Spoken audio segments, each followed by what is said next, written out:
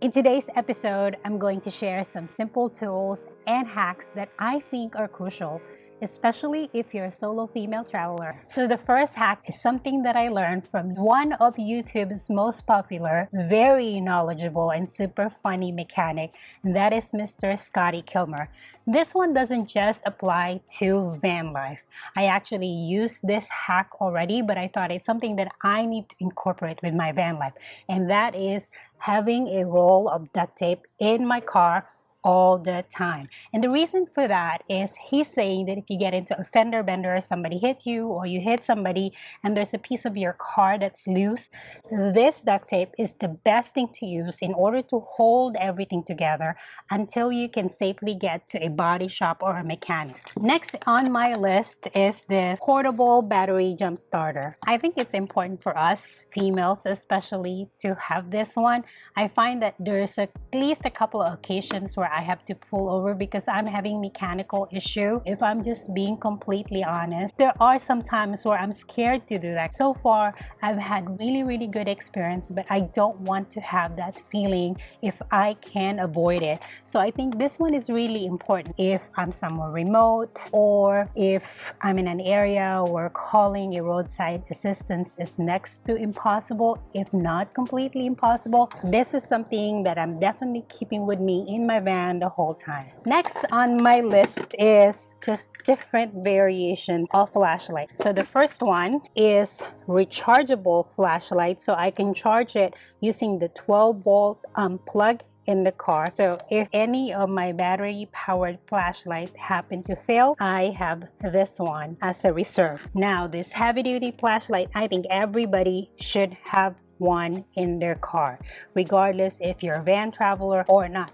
I think it's very important for us to have flashlights in our cars. And there's going to be times I may be carrying a shovel and toilet paper on my hand. So I need this flashlight to help me go navigate some more while my hands are full. Next flashlight is this one. So first thing, this has this little cutter right here.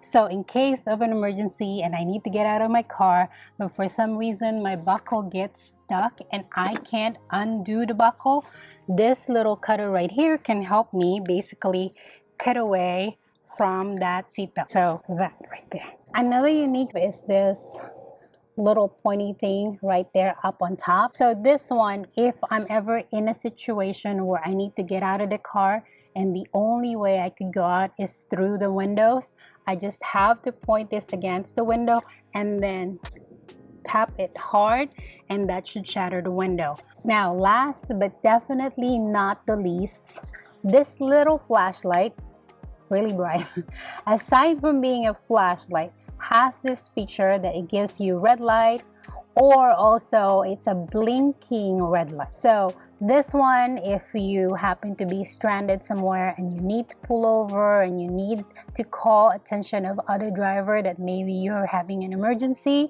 you can stick it on top of your car because it's magnetic, it's not going to fall, and then you just have to face it toward where the cars are coming from so they can see, and maybe you need help, and hopefully somebody will either stop or call 911 for you. Next on my list is basically two things, but they do complement each other. The first one is this 7-piece tire plug kit and an air compressor, specifically 12-volt one, because our cars have 12 volts. So this one right here, if you haven't had to use it just yet, basically if your tires had a hole and it's big enough that regardless how much air you put in it, it would not hold it, this one will do it for you. And then on the back, it does have the instruction on how to use it. But if reading this instruction is still hard for you to understand, you can always just watch a YouTube video. It's there. Next on my list are this pepper spray. So I have two kinds. One that I can carry with me when I'm walking around campsite, And then the other one is connected to my key. This is something that I always have with me, so I think something that connects to your keychain is really good.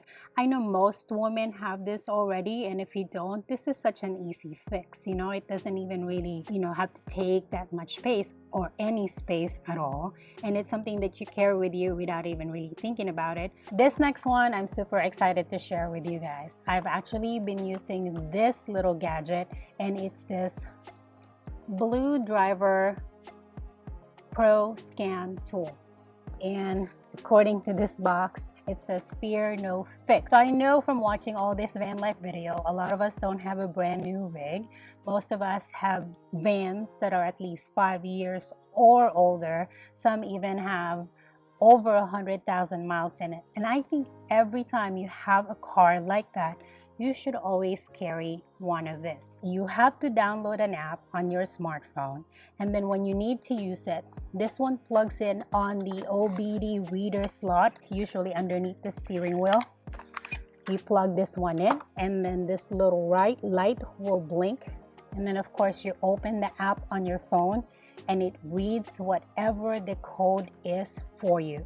I've seen enough van lifers whose check engine light would turn on, and it disheartens me when they go to the mechanic right away and then tell them my check engine light is on and I don't know what it is. So after this scanner read whatever that code is, it gives you other information, and one of them is it directs you to an Amazon store that gives you an idea, at least ballpark, how much the part is. You don't have to get it there. You can always go to different auto shop place and get that parts for yourself. And some of them actually have a video that explains to you, it directs you to YouTube, and it plays a video that tells you how to fix that issue. So personal experience from this driver. At one point, I used to own a 2005 GMC Canyon truck. And then the check engine light turned on. It turned out that it was the mass airflow sensor. Now that reader, that scanner, actually sent me to a YouTube video that I watched, and then he told me to buy this mass airflow cleaner. And that's what I did. I pulled that part, spray it generously with this thing, and then I let it air dry for an hour, put it back, and then it cleared. So I think having this one, and with what I've experienced, it already paid me back, and I'm still able to use it. So I really, really love this one. If you're wondering where to get some of the stuff that I shared, I'm going to leave the links below. I hope you find the information that I shared very useful. And if you do, please let me know by commenting below. And if you also think that there are more gadgets, tools, or hacks that I should have with me in the van, or I should know, please let me know too. And if you think this content is for you, please consider liking, commenting, and sharing, and make sure you subscribe and hit the notification bell so you get notified the next time I post my next video.